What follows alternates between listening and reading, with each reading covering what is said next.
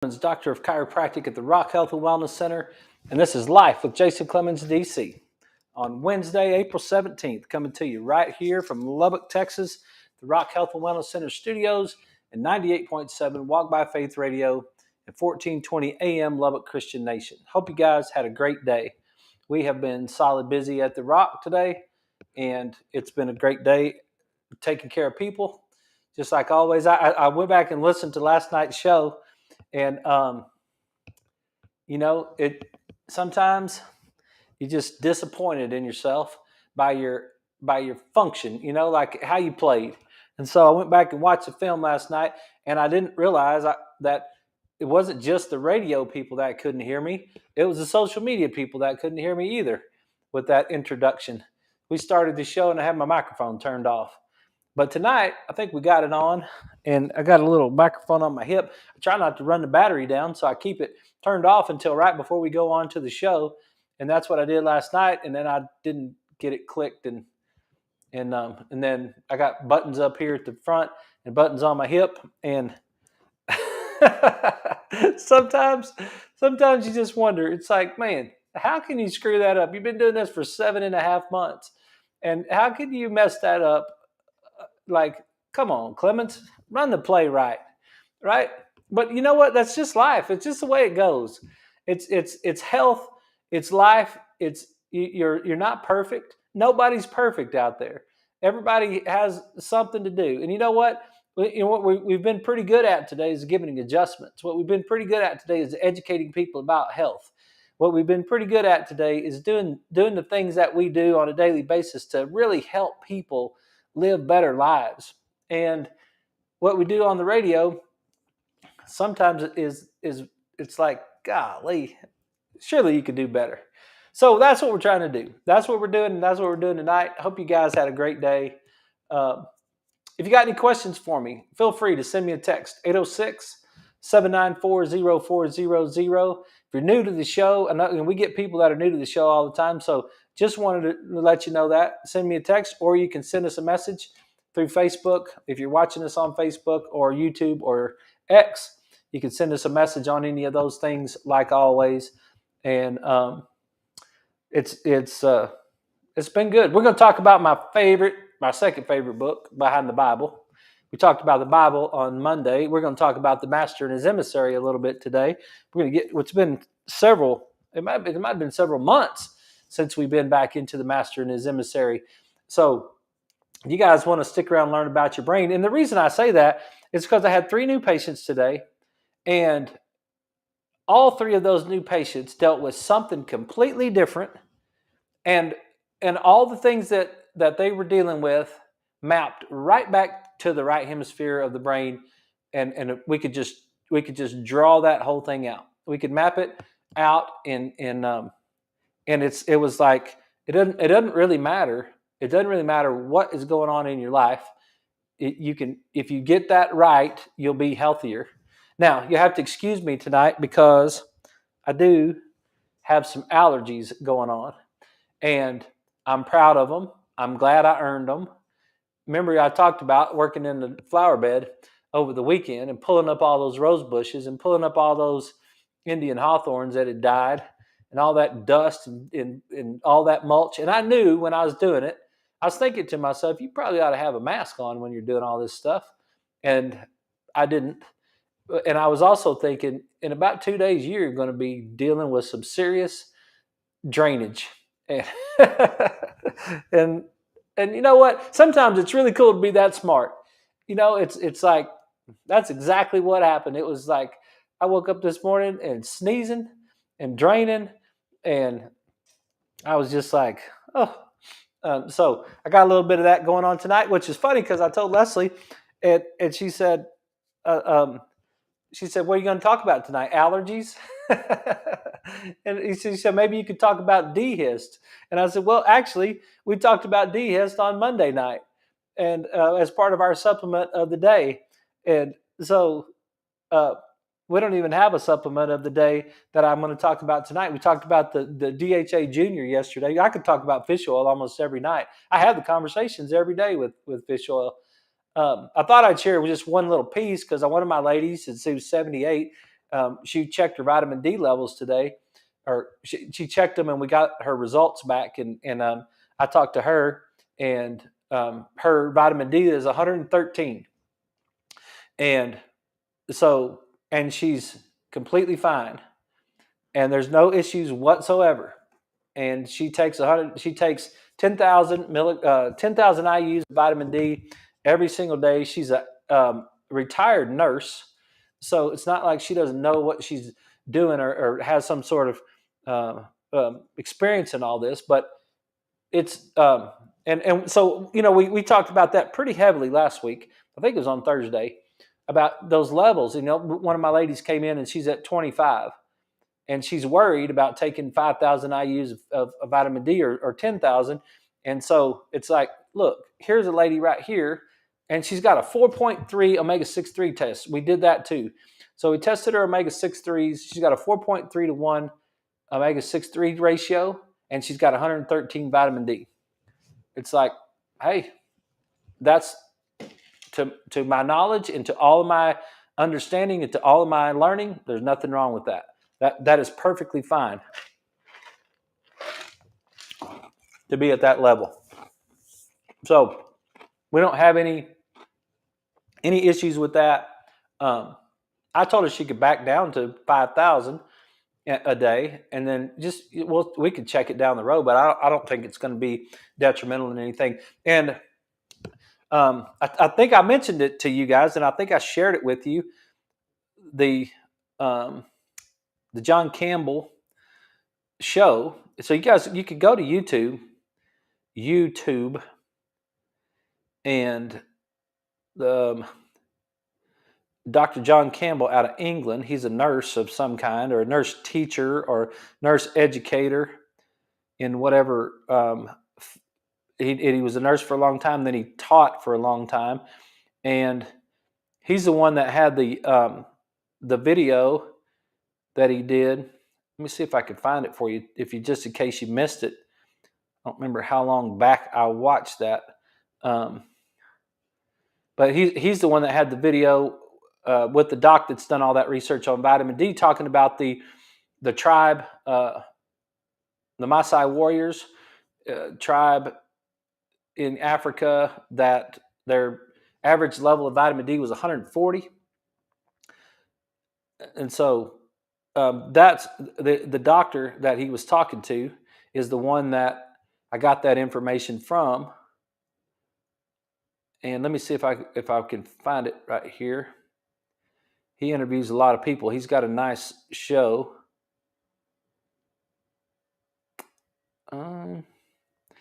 See where it was. There it is, right there. How much vitamin D should I take? And it's called "How Much Vitamin D Should I Take?" It's Dr. John Campbell's YouTube page. He's got 3 million subscribers, and 521,000 people saw this video. And it was a conversation. Consultant physician, medical researcher, and author Dr. David Grimes. That's the one it was. Dr. David Grimes conducted the original research on the essential to life vitamin D. And he's just talking about his experience. And he's the one that talked about you get to 140 and your body automatically kicks off your vitamin D and you don't have to worry about it anymore. So that was just a real life experience. It was a real life experience that I like to share with you every single night. And that's what it's like. That was a real life experience that happened in the office today. And it was so cool because we tested the D. We know she's been taking it, and we know where her levels are. She works out she's in my fitness class. She's 78 years old. She'll be working out in the morning. She was in here riding a bike for 20 minutes on Monday, and she'll be doing whatever workout we got scheduled for tomorrow. She'll be doing that in the morning. And she's rocking. She's 78 years old, and she's working out twice a week, and she's doing all kinds of social stuff, and she's doing really good. And part of the reason she's doing really good is because she's got her omega-6-3 ratio right, and she's got her vitamin D levels right. So just wanted to share that real life experience with you. Another real life experience I had today was super cool. A young teenage girl that has a little bit of cerebral palsy, and I don't see her too often, but I forgot, and I was like, I checked her posture, and she had a head tilt. It was actually to the left. No, it was to the right. And she had a head tilt to the right, and she had an internal rotation of the right arm. So it was like, and I just wanted to point it out to her mom. I was like, I just want you to see this in real life. What happens?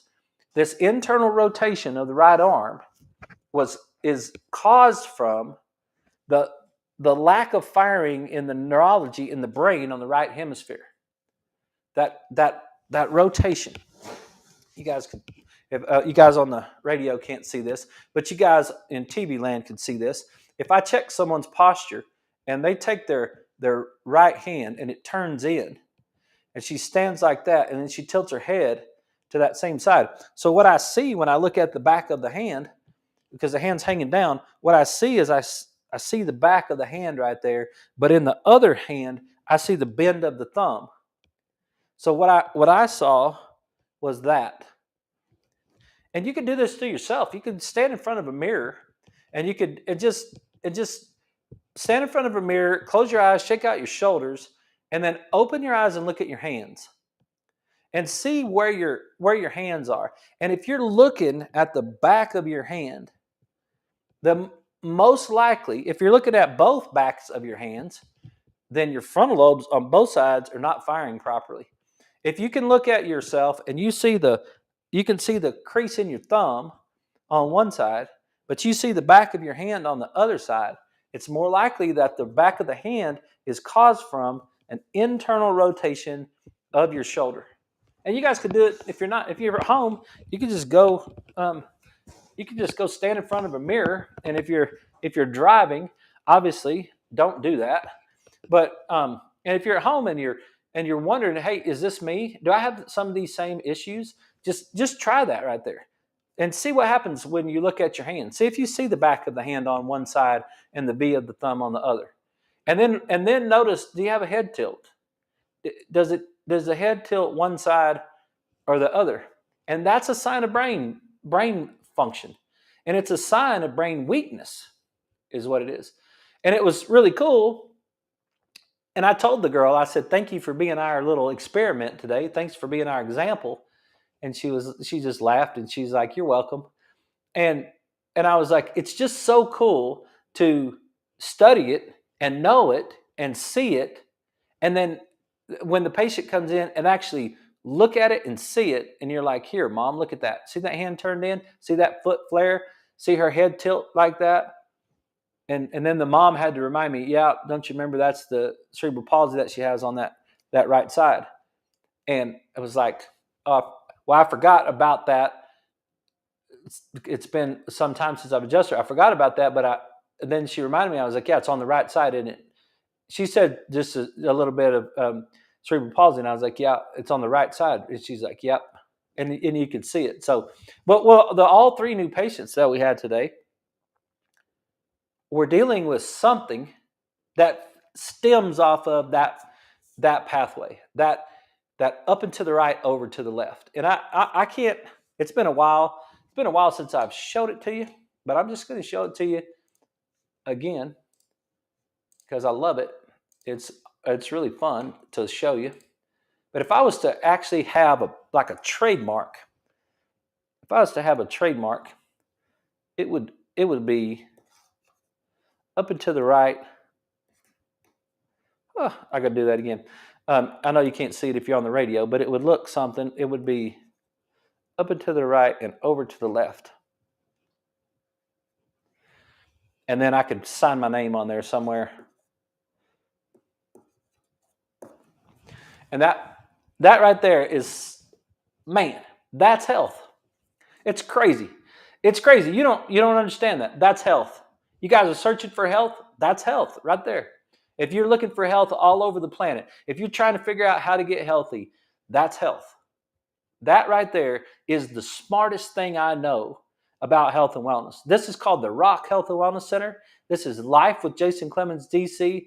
And if you want to know the smartest thing I know about health and wellness, it's up and to the right and over to the left.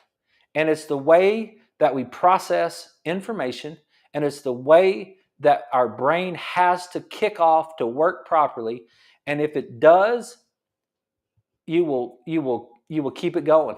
And if it doesn't, then you will start to see symptoms that are related to all kinds of different things. And I'll just start in,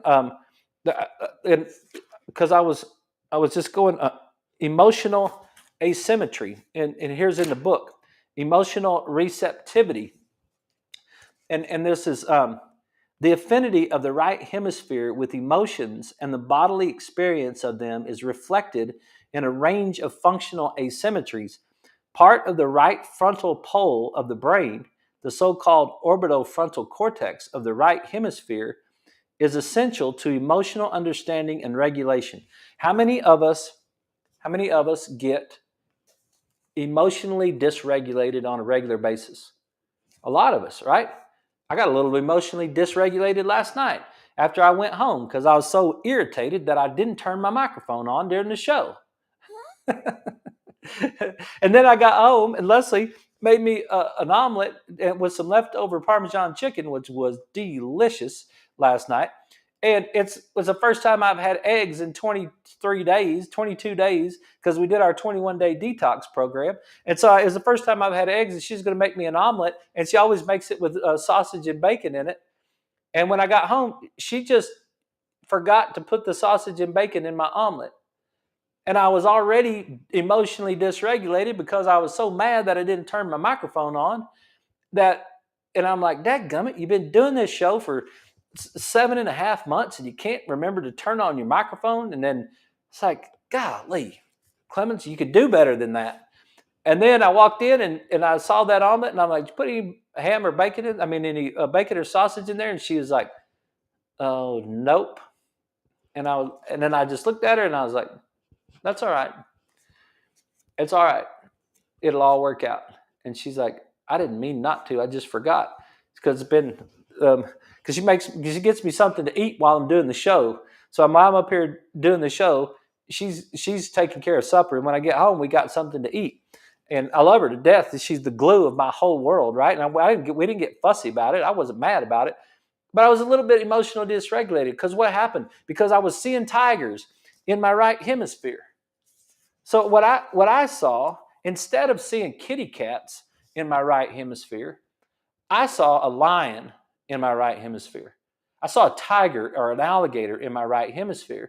I took a little bitty piece of nothing. Did anybody get hurt because I didn't turn my microphone on last night? I mean, I know it's unprofessional and I know it sucks and then I know that I should do better. But in the big scheme of things, did that really disrupt the rhythm of the earth in any form or fashion?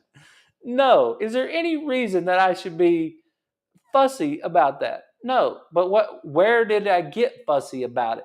I got fussy about it in my right hemisphere because my right hemisphere is what the right hemisphere of my brain is what helps regulate my emotions and my understanding. It is also where emotional significance of events is consciously appreciated. The right hemisphere is in general more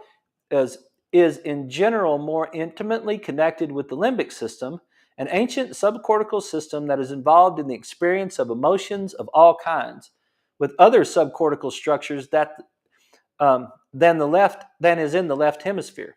The right frontal pole also regulates the hypothalamic pituitary axis, which is the neuroendocrine interface between the body and emotion. The neuroendocrine, which means the neurology and the endocrine system, which is your hormones. It's more tightly regulated by the right hemisphere of the brain, your hormones. Now let's get into all of the depth of your hormones.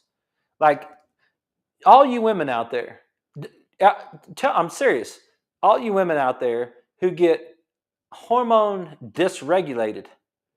And what happens to you? You get fussy, you get emotional, you cry, right? That my dad taught me that when I was a kid. Like, number one thing about women, you can't understand them. Number two thing about women, they cry for no reason. The number three thing about women, You treat them like angels. That's what I learned from a little kid. Now that's facetious.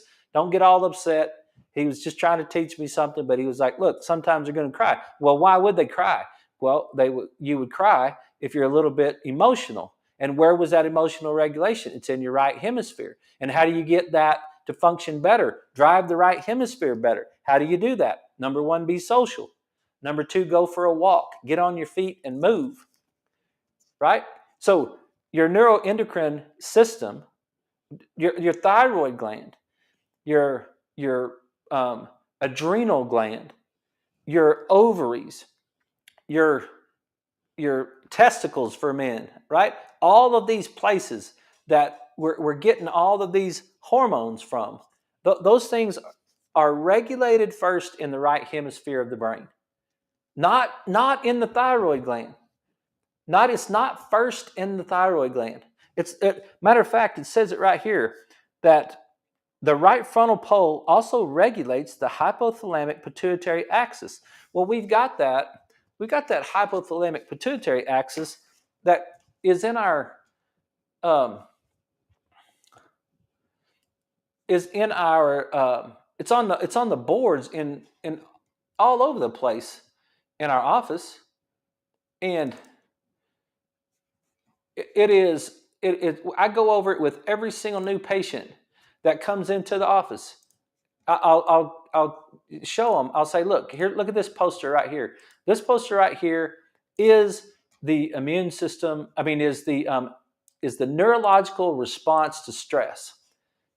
It's exactly how your body responds to stress.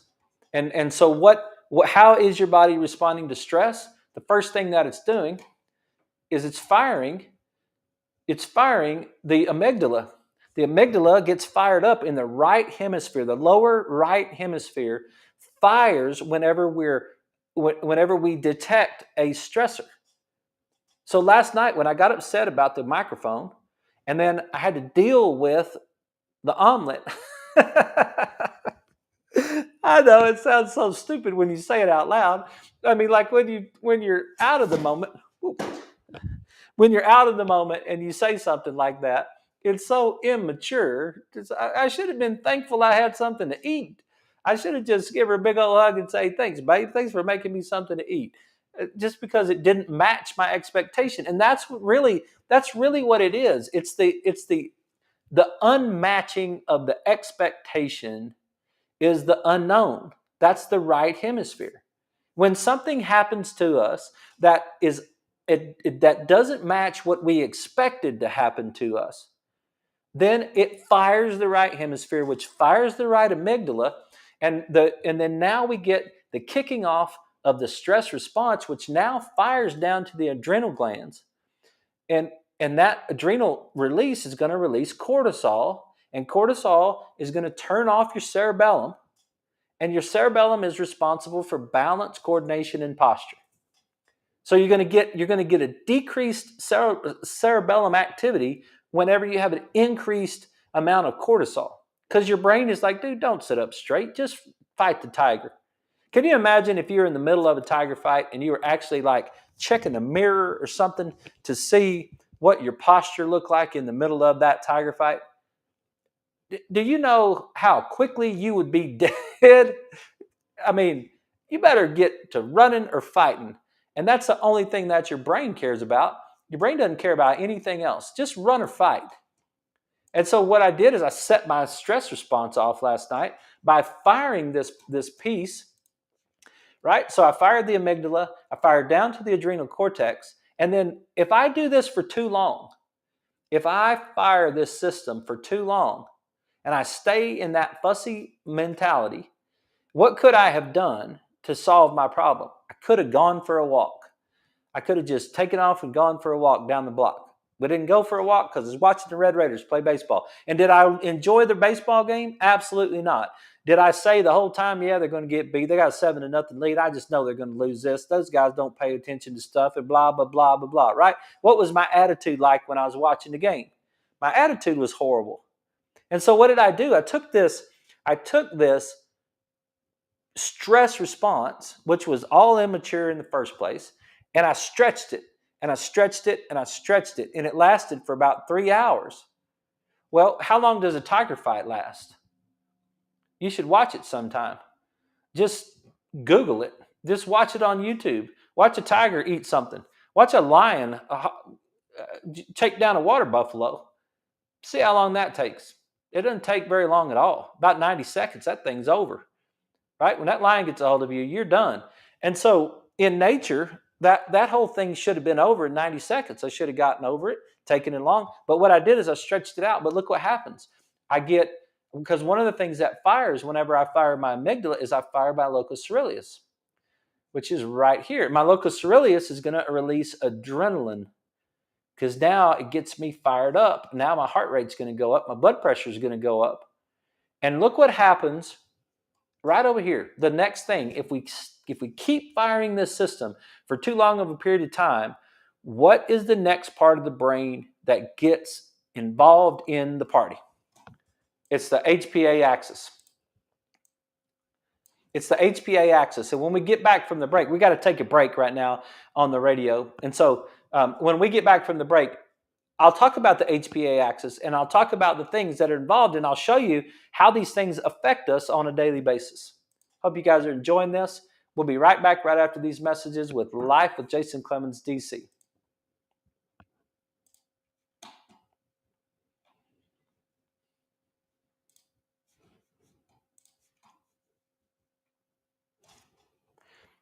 Yeah, so we'll take a little break because it is the most profound. It is the most profound thing. The depth of that picture. The depth of that picture right there, to me, this little picture that you're seeing right there on the screen, the depth of that picture is, it is so inspiring to me to understand that right there. Like it's absolutely the smartest thing I know to help you be healthier. If I knew anything smarter than that I would just tell you, so you and your whole family could just be healthier. If I knew one thing that was smarter than that, but I don't know one thing that's smarter than that. That's the best thing that I know to help you be healthy. You got to process your information in your right hemisphere, and then you've got to get that information out of that right hemisphere to the left hemisphere. You've got to get that transition over across. And when that doesn't happen, that's completely detrimental to what's going on to your health. You will have almost every symptom that you're going to tell me about. It will map itself back to being stuck in that right hemisphere. The level of stress that we have in the world today, the level of stress that is constantly bombarding us. Are we good enough? Are we competitive enough? Are we keeping up with the Joneses? Is Israel and Iran going to blow the whole world up? Like, what's going to happen in the election? What is going on with our baseball team? What's happening with our football team? What's happening with our kids and our schools and our kids' first grade teachers? How's our little league baseball team doing? And why did the coach leave that kid in there for too long the other night? Can you imagine all the stresses that we have? And I'm telling you, if we mapped them all out, they would come back to that little picture that you're seeing right there. Hey, we're back. This is Life with Jason Clemmons, DC. And what we were talking about right before the break, because we're talking about the brain, and I love the brain, and I love how it affects you, and I love the things that if you could understand it, man, you would be a master of health. If you really could understand it, you could like grab a hold of your health and bring it back to yourself. What you've lost, and we would celebrate, and the angels would celebrate from what we talked about on Monday night. It would just be a celebration if we just could understand that process, right? So let's talk about that HPA axis, because that's the next thing. Whenever we fire that stress response for too long a period of time, and we've got this whole adrenal gland fired, look where it goes. It goes to the HPA axis. Now, what does the book say? The book says the right frontal pole also regulates the HPA axis, which is the neuroendocrine interface between the body and emotion, and is essential to our subjective appreciation of the body's physiological condition. It's essential to the way we feel about the way we feel.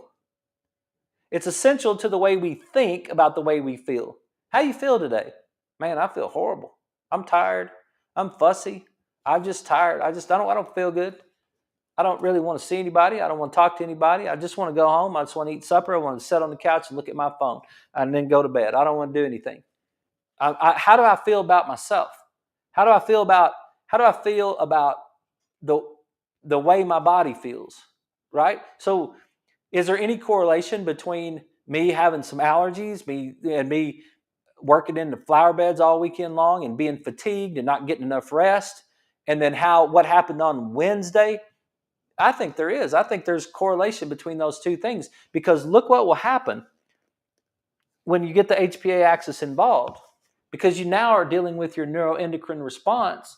Now what you're talking about is anxiety and depression, accelerated aging, ADD and ADHD, type 2 diabetes and obesity. Why? Why would type 2 diabetes have anything to do with the right hemisphere of your brain? Because when your right hemisphere of your brain is constantly firing, you're constantly firing your adrenal glands, and you're constantly getting cortisol released, what cortisol is going to increase your blood sugar. Excuse me.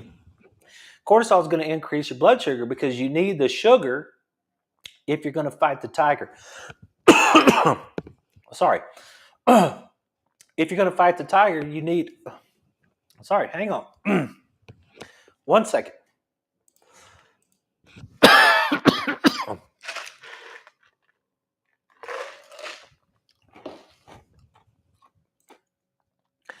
Okay, sorry about that. If you're going to fight the tiger, you need the blood sugar. You got to get your blood sugar up. How are you going to get your blood sugar up? How does that start in the first place? It starts in the first place in the middle of the night. Why does our adrenal gland release cortisol? It does it for 2 reasons. Number 1, we're feeling threatened. And number 2, our blood sugar gets low in the middle of the night because we haven't eaten anything. And our adrenal gland will release cortisol and aldosterone to control our blood sugar and our blood pressure in the middle of the night. And so it's a intelligent design that we do that. But if we do it all day long, every day, we start to get these things: trouble sleeping and high cholesterol. So I ask every new patient that comes into the office, I just ask them, any anxiety and depression? Because they don't know to tell me that, because they've never had it explained to them before, right? And you've never had it explained to you before. The girl today, when I mapped this out to her, she said, "You're describing my entire life." And I'm like, "I know." And I'm like, "It's so cool." And I said, "You know what's even more cool about it? Like the coolest thing about that, all of that, what's even more cool about it is the hope that comes along with it." Like it's literally the story. It's the story of the salvation that comes along with it, because it means you're not broken. You're just firing the pattern wrong. It's not, you're not broken. You don't have a chemical imbalance in your brain that's causing you to have anxiety and depression. It's not a broken neurology. You may have chemical differences, because why? Can we all agree that with that? Like, can we all agree that we would have chemical differences if we were in a tiger fight versus chemical differences if we weren't? Of course, right? So if we had something, the 2 of the 3 people that I saw today had a traumatic experience sometime along the way. And that traumatic experience fires the right hemisphere. And if we stay in the right hemisphere, then we can't get it out of the right hemisphere to the left. Then what we do is we run the system to the point where we get anxiety and depression. And we'll run the system until, can you imagine how exhausting it is to fight tigers all day long? You get so exhausted that your upper hemisphere just gives up. And then your upper hemisphere on the right gives up, which causes your left hemisphere. I wish I had it pulled up. If schizophrenic people don't have right to left activity. Schizophrenic people have left side activity they lose the right side. So it causes all kinds of chaos on the left side. They're trying to work out the details of life without knowing. How do I know my environment? How do I know what this is? I'm sitting here in this room, and how do I know what this room is? I know what this room is because my right brain told me where I was. I'm in my studio. I'm in my office. I'm in my studio at the Rock. When my right brain tells my left brain that I'm in my studio at the Rock, my left brain now works out the details of all this stuff. It's like, okay, I know what this is. This is the keyboard to my computer. This is the cell phone. This is my computer. Those are my lights. That's my iPad. This is my setup right here, right? I can know all the details of this complete setup because my right brain told me that I was in my studio. But if my right brain can't communicate with me because it's over here fighting tigers, then I can't get that information on the left side. So my right brain gets exhausted and my left brain gets exhausted because I don't even know what this stuff is. I don't even understand how this even works. I don't even know what is this? Like, why do I have this stuff in here? I don't even know what it is. And that is exhausting to the left brain to try to figure out the details of life when it doesn't have the big picture. And then we get that upper brain exhaustion and the lower brain escape. And that lower brain escape gets our vagus nerve involved. So when I said that to the other new patient today, she was like, the vagus nerve? Hold on a second. I've been having problems when I stand up. Sometimes I get a little bit lightheaded. And somebody told me it might be my vagus nerve that's a little bit hypoactive. Yep. Where should you address that situation? Where do you think we should start addressing it? Why are we having this vagus nerve involvement in the way that we stand up and sit down? Right? Do you think we have it in our gut? Do you think we have it in the nerve that's running upwards? Or do we think it climb on up there to the higher part of it and notice that's where you're having the problem? It's up here. So, okay. And do you mean to tell me that when I stand up from sitting down, if I get a little bit lightheaded, that maybe I have some sort of, that's a symptom, right? There's a symptom right there. And then I'll start to have digestive problems. I'll get digestive problems because I'm in a tiger fight. And if I'm in a tiger fight, I don't digest my food. And why would I need to? You ever thought about that? Like, you ever thought about how unnecessary food would be if you were going to live 90 more seconds? Your brain has thought about that, and your brain has already determined that food has no bearing on the next 90 seconds. We could probably time it right here. Like, if we just set our clocks and I was like, all right, stopwatch, where you at? And start. Here we go. Here's the tiger fight. And I'm going to fight that tiger right now. And we're going to sit here and I'm in the middle of it. And probably in a real live tiger fight, I'm already dead. Like 14 seconds into it. I'm already dead. But when I started this conversation 21 seconds ago, do you think I need any nutrients? Do you think there's any reason whatsoever, if I'm fighting a tiger, that I need to digest any food? Do you think my brain might shut down my digestive system if I'm in the middle of that right there? The answer to that question is yes. We're at 40 seconds. Am I still alive? Have I even made it past it? What am I doing? Am I slaying the tiger? Is the tiger slaying me? Where are we in this situation? Because I would guess by about right now, this thing's over. It's 52 seconds, 55 seconds. This thing should be over by now. Either the tiger, I must have hit him in the nose with something. I must have scared him, got real big, and then he just ran off. Right? Is he still getting after me? It's a minute and 10 seconds. Am I still getting after him? Am I still alive? Do you think in the moment of all that stuff, do you think in that stress response that my brain is concerned about digesting food? It's a minute and 24 seconds, 25, 6, 7. Here we go. And boom, a minute and 30 seconds, 90 seconds.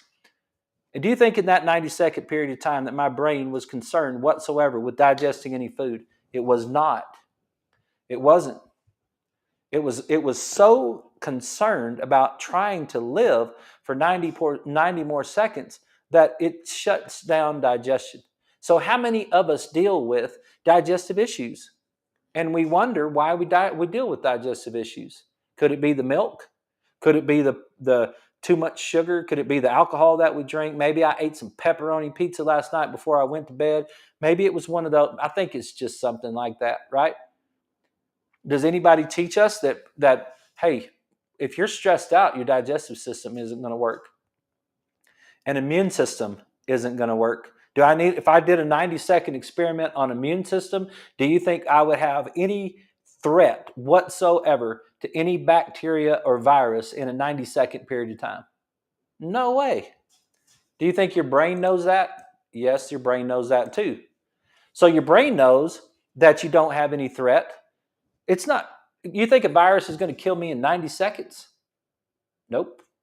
If I had a tiger in the room and a virus in the room, let's say it's Ebola, one of the worst dudes I've ever seen, right?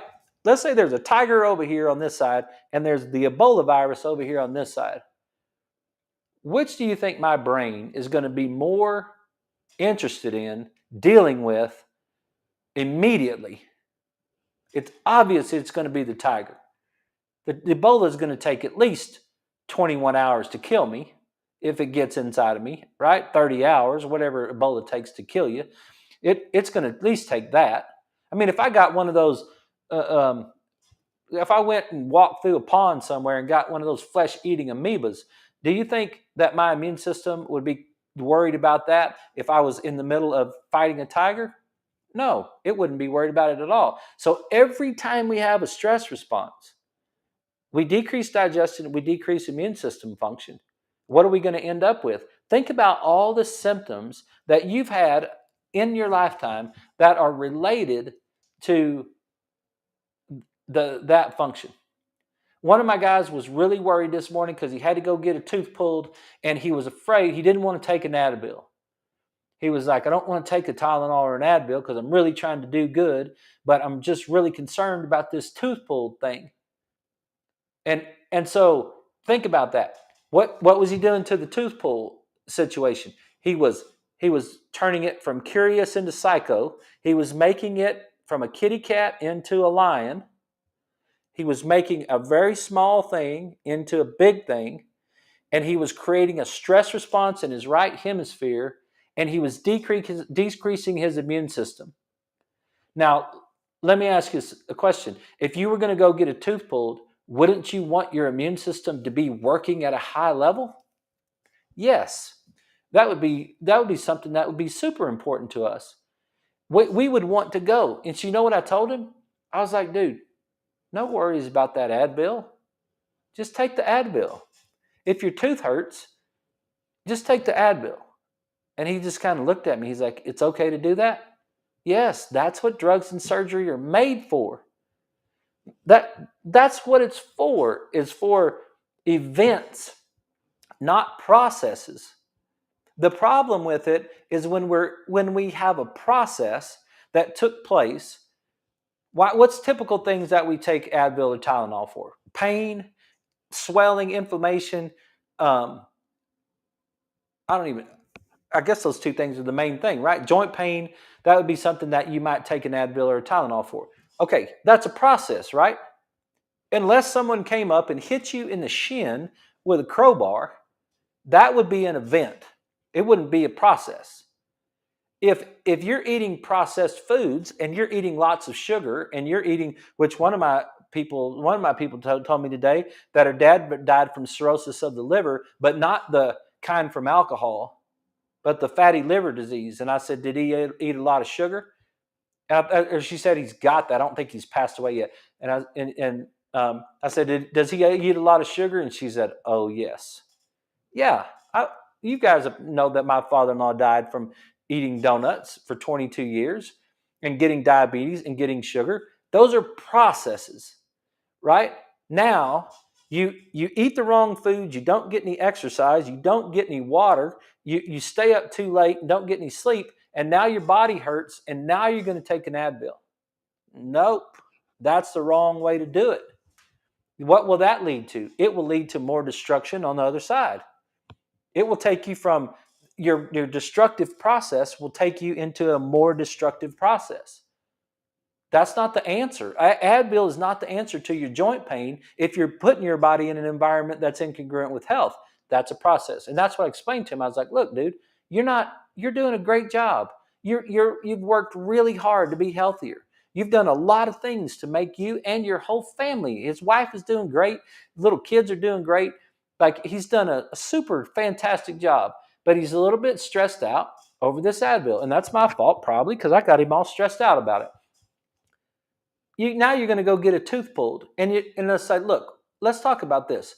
You're going to get a tooth pulled. It's an event. And the event is going to cause some pain, which is going to last for about 12 to 48 hours maximum. Like, you really, I imagine after the deadening wears off on the tooth, I bet you he takes Advil once or twice, maybe 2 pills over a 6 or 8, 10-hour period of time. He takes 2 Advil in that amount of time to get him through this one event situation that he had to try to get himself through.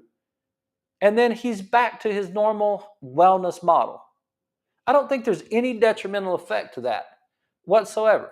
I don't think it's going to change the balance of the world. I don't think it's going to cause any issues whatsoever. And I would much rather him get out of that right hemisphere and get over into that left hemisphere, which is the side of the brain that controls the immune system. It's the side of parasympathetic activity. We don't worry about an immune system in sympathetic activity. We worry about an immune system in parasympathetic activity, which is on the left hemisphere. And I need to get him out of that right hemisphere and into his left side so that his immune system will work, so that he can be on guard when you pull that tooth, because there's all kinds of bacteria in your mouth. That's why a lot of times your dentist makes you go get an antibiotic before he does any tooth pulling or any dental work. This is like, look, because there's a lot of bacteria in your mouth. I'm fixing to break those things loose and set them free. And we need to make sure that you're heightened. Well, in my world, you'd be way better off keeping your immune system right. See the difference between those two? Like that's a definite change in right hemisphere to left hemisphere on the immune system. And that goes back to the HPA axis. And the HPA axis is the right frontal pole also regulates the HPA axis. And it's how we work. It is intimately connected with the unconscious and automatic system for regulating the body in its level of arousal. For example, through the autonomic control of heart rate or neuroendocrine function. Heart rate, heart trouble. My heart's not functioning properly. I've got an arrhythmia. I've got some sort of issue going on with my heart. Where should I look? Should I see my cardiologist? Sure, go see your cardiologist. But could it be that the right hemisphere is setting you up to this sympathetic response, and we're stuck in this sympathetic response and we need to get out of it? Yes, it could be. It's so inspiring to me. And I hope it's changing your life right now. I hope if you're watching the show, if you're listening to the show, and you're thinking to yourself, man, because I promise you, if you get it, you'll be in the 0.1% of population on the planet. Maybe even 0.001% population of the planet. Because my experience on a daily basis is that very few people understand what I'm talking about. That they don't get it. They don't understand it. And I mean, it it is it is an absolute masterpiece. And I didn't invent it. I didn't invent it whatsoever. I just I just pieced it together based on other people's work. Dr. Peterson, Dr. Hall, Dr. McGilchrist. I just took those other people's work and I just was like studied it for 20 years, 24 years actually. And then I finally got to the point after 24 years, I was like, man, that is awesome. So let's talk about a few exercises that you can take home with you. What could you do if you were trying to drive your cortex? Let's say we're trying to get some power to the right cortex, which the right cortex is going to be driven by the left cerebellum. We need that pathway to fire. Okay. One of the things you could do is put your thumb out in front of you, right above the bridge of your nose, and take your thumb up and to the right. What will that do? It will turn your head. You can watch it with your eyes. Take your thumb up and to the right and watch it with your eyes, and that's going to fire your left cerebellum because your SCM muscle is going to fire, and that's going to fire up into, when you go up and to the right, you move your eyes with it, and you fire that left side SCM muscle, which fires into that cortex. Another thing you can do is draw and color. Draw things and color things.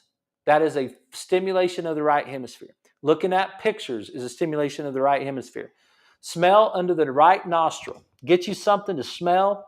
Cinnamon, coffee, something that you're not toxic. Hold your left nostril.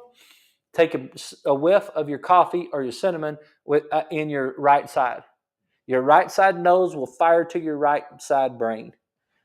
Spin to the left looking at your thumbs. I know you guys can't see it, and I can't go all the way around. I might try it, but take your thumbs, put them out in front. Let me see if I can do this. I'm going to do it without my headset on right quick. So take my thumbs, put them out in front, spin to the left, looking at my thumbs. You could sit in a chair and do the same thing, but you'd be better off if you were on your feet. But that's another thing that you can do to fire that left side cerebellum, to fire into that right side cortex. That would be another option right there. Listen to music in your left ear that's classical or jazz. Take your headphones out. If you got some AirPods or whatever, and I'm not sure AirPods are good for you, but if you have some AirPods, what would you do? You take I can't do that because it'll mess up my computer. Sorry. Take your AirPods out, put it in your left ear, and let me see if I hope I didn't mess that up right there. Put them in your left ear and then listen to classical or jazz music. And then the last thing is eye movements up and left. Find something in front of you, find something up and to the left, look at that, move your eyes up and left. Down, up and left. Down, up and left. Those are activities that you can do to drive your left cerebellum and drive your right cortex to get you out of the tiger fight and over into the parasympathetic so that you can function in a calm, peaceful manner and get all of your organ systems to regulate themselves and get back in control. The neuroendocrine stuff. That's what I got for you tonight. That is the show. I hope it was inspiring. I hope it was helpful. If there's anything I could do, send me a text, 806-794-0400, or send me a message on Facebook. And otherwise, you guys have a great night, and we'll see you guys tomorrow.